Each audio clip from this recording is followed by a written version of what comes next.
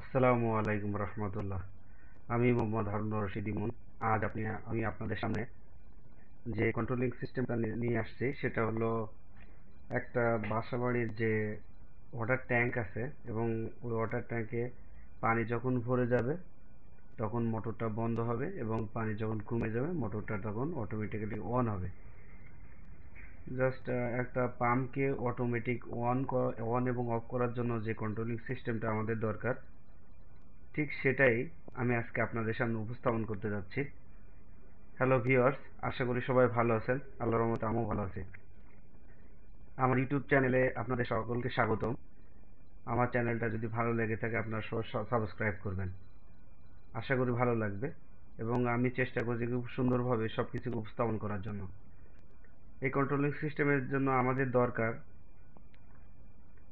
একটি two pole circuit breaker, একটি magnetic conductor, এবং একটি ফ্লোটিং সুইচ আর একটা মোটর। এখানে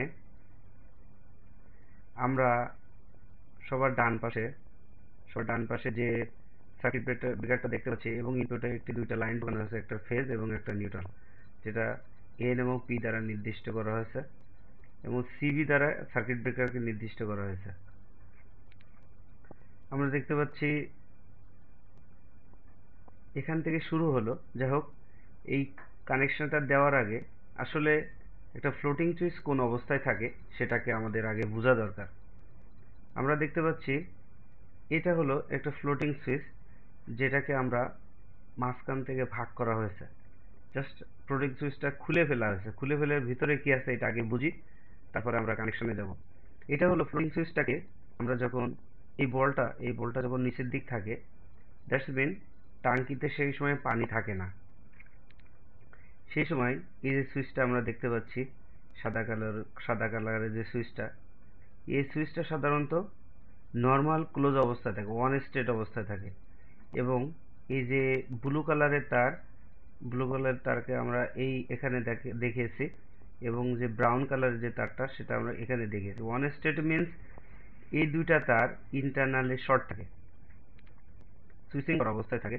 সেই সময় আমরা যখন পানি নিচের দিকে অবস্থায় থাকে সেই সময় সাধারণত মোটরটা স্টার্ট হবে, এবং যখন পানি এখান থেকে ভরতে ভরতে ভরতে উপর দিকে চলে যায়, এই অবস্থায় আসবে, তখন এই ফ্লোটিং সুইচটা উপরের দিক ভেসে থাকবে।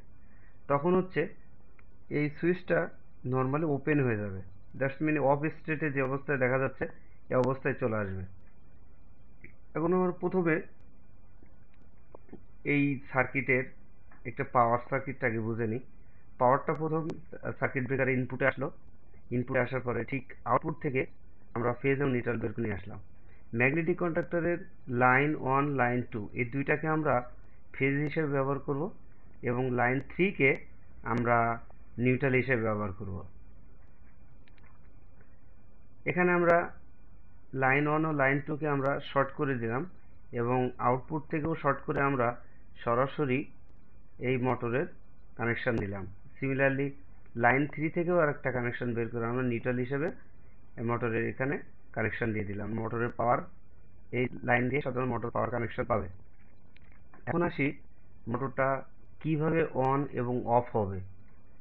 যখন এই ফ্লোটিং সুইচটা এই অবস্থায় থাকে, যখন নিচের দিকে থাকে, তখন ওয়ান স্টেটে থাকে। ফ্লোটিং সুইচটা নর্মালি ভেতরে যে এই ব্লু কালারের তার এবং যে ব্রাউন কালারের তার, এর ভেতরে যে সুইচ থাকে, এই সুইচটা হলো এই সাধারণত নর্মাল ক্লোজ অবস্থায় থাকে। এই নর্মাল ক্লোজ অবস্থায় থাকলে যখনই পাওয়ার এই সার্কিট ব্রেকারটা যখন অন করি, তখন পাওয়ারটা সরাসরি এখান থেকে এসে এই লাইন দিয়ে পাওয়ারটা ঢুকে এখানে আসে।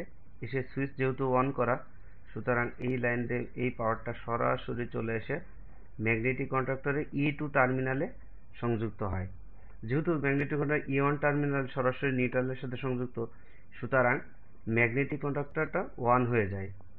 আর ম্যাগনেটিক কন্ডাক্টর যখন অন হয় তখন এই মোটরটা চলতে থাকে। তখন মোটরটা ততক্ষণ পর্যন্ত মোটরটা চলবে যতক্ষণ পর্যন্ত এখানকার পানি বাল্টে বাল্টে বাল্টে বাল্টে বাল্টে এ স্টেটে না চলে আসবে। দ্যাটস মিন আমাদের যে ওয়াটার ট্যাঙ্কিটা আছে, ওয়াটার ট্যাঙ্কিটা যতক্ষণ পর্যন্ত না ভরবে ততক্ষণ পর্যন্ত মোটরটা চালু অবস্থায় থাকবে এবং আস্তে আস্তে এই এই যে ফ্লোটিং সুইচটা পানি বাড়ার সাথে সাথে সেখান থেকে কাত হতে হতে হতে হতে জাস্ট এই অবস্থায় যখন চলে যাবে তখন কি হবে, তখন এই অফ স্টেটে চলে আসে। তখন দেখেন এই যে আমাদের ফ্লোটিং সুইচের আমরা উপর দিক দেখিয়েছি, এটা হলো এই অবস্থা এবং এই অবস্থার দুটা সমান, এটা এটা এবং এটা সমান এবং এইটা এবং এটা সেম কন্ডিশনে আছে। আমরা বলতে চাচ্ছি যখন এই ফ্লোটিং সুইচটা উপরের দিকে উঠে যাবে, পানির উপরে ভেসে থাকবে, তখন দেখেন এই বলটা সাধারণত নিচে চলে আসবে, এই বলটা নিচে চলে আসবে এবং যখন ফ্লোটিং সুইচের নিচের অবস্থান থাকবে তখন বলটা নিচে থাকবে। এই বলেই সাধারণত নির্ধারণ করে দিচ্ছে সুইচিং কন্ডিশনটা কি হবে। বল যখন নিচে থাকে তখন এই সুইচটা ক্লোজ অবস্থায় থাকে, বল যখন উপরে থাকে এই সুইচটা সাধারণত ওপেন অবস্থায় থাকে। আবার যখন ওপেন হয়ে যায় তখন ম্যাগনেটিক কন্ডাক্টরে এ টু টার্মিনালে কয়েল টার্মিনালে সাধারণত কোনো কারেন্ট থাকে না বা কোনো পাওয়ার আসে না, সুতরাং ম্যাগনেটিক কন্ডাক্টর অটোমেটিক্যালি অফ হয়ে যায়। এই হলো আজকে টোটাল বিস্তারিত বিবরণ। তারপর আমি আরও আর একবার বলি। সাধারণত এটা হলো ফ্লোটিং সুইচকে আমরা নিচের দিক ধরা অবস্থায়, পানি যখন থাকে না, টাঙ্কিতে যখন পানি থাকে না, ঠিক সেই কন্ডিশন অবস্থায় বাম পাশের যে আমরা কার্সর যেখানে দেখতে পাচ্ছি, এটা হলো আমাদের ফ্লোটিং সুইচের নিচের পোর্শনের বা যখন পানি থাকে না যে অবস্থায় থাকে সেই অবস্থার চিত্র এবং যখন পানি ভরে যায়, টাঙ্কিতে যখন পানি ভরে যায় তখনকার চিত্র এটা। আশা করি আপনারা সকলে বুঝতে পেরেছেন আজকের এই ভিডিওটা। যদি কোনো প্রশ্ন থাকে আশা করি আপনারা কমেন্টসে জানাবেন। আমি চেষ্টা করব আপনাদের এই কনফিউশন বা সন্দেহকে দূর করে দেওয়ার জন্য। ঠিক আছে, সকলে ভালো থাকবেন। আসসালামু আলাইকুম।